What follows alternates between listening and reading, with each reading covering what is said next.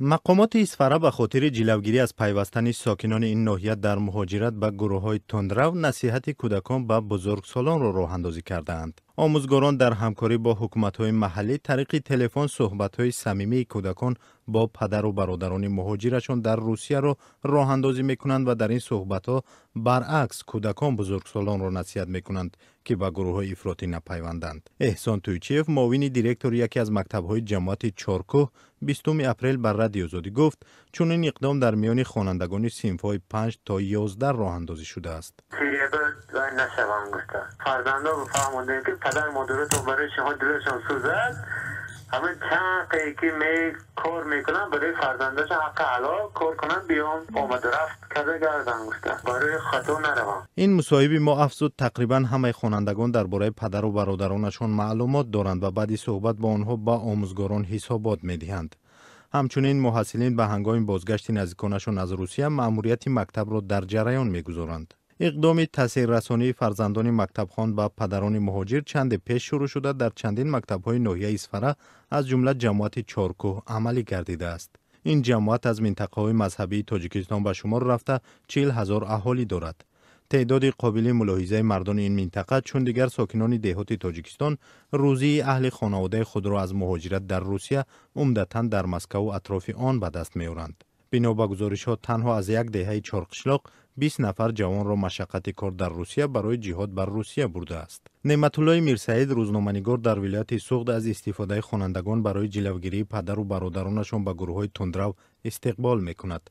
او میگوید باید اعضای خانواده همیشه همدیگر را زیر نظارت داشته باشند.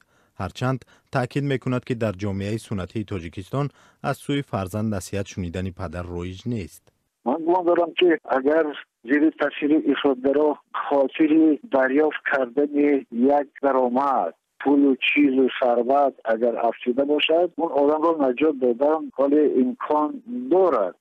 اگر وی داده شده باشد به غایه‌های افراطگری نهایت درجه دشوار است از راهش بردادن. تاکنون حکومت تاجیکستان برای جلوگیری از گرایش ساکنان کشور به صف گروه‌های افراطی از اقدام‌های مختلف کار گرفته است. مقامات در دوام 2 سال گذشته معرکه ضد افراطگرایی را با صحبت و ملاقات‌های روبرو و برنامه‌های تلویزیونی و رادیویی در داخل کشور به راه ماندند. همچنین با هدف خبردار شدن از مکان و حضور ساکنان در روسیه گروه ویژه خانه به خانه گشته با اجازت و در حضور والدان با فرزندان مهاجرشان صحبت‌ها انجام دادند. سعدی یوسفی تحلیلگر تاجیک میگوید کاربری از اصولهای مختلف تا به حال تعداد جوانان خواهشمند را برای پیوستن به گروه‌های تندرو کمتر کرد و این وسیله نو نیز میتواند نتیجه مثبت داشته باشد. هر پدر و مادر در قبال گپ فرزندشان دلشان یعنی معمولا کوشش میکنن خواسته های فرزنداشون برآورده بسازند و یک تأثیرهای روانی شاید داشته باشد. یعنی به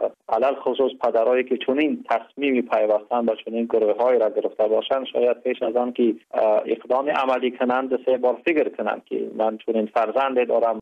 یعنی در برابر یک انتخاب بسیار دشوار قرار میگیرد. بنا به آمار رسمی از ولایت سوخت نزدیک 400 نفر به جنگجویان گروهی دهشت افکن دولت اسلامی پیوستند. مقامات تاجیکستان با آن جنگجویان تاجیکی که داوطلبانه از سوریه و عراق برمیگردند و خود را به مقامات تسلیم میکنند عفو گناه پیشنهاد کردند. گفته می شود تا به حال از این پیشنهاد حدود 100 نفر استفاده کرده از سوریه و مرز ترکیه به وطن برگشتند.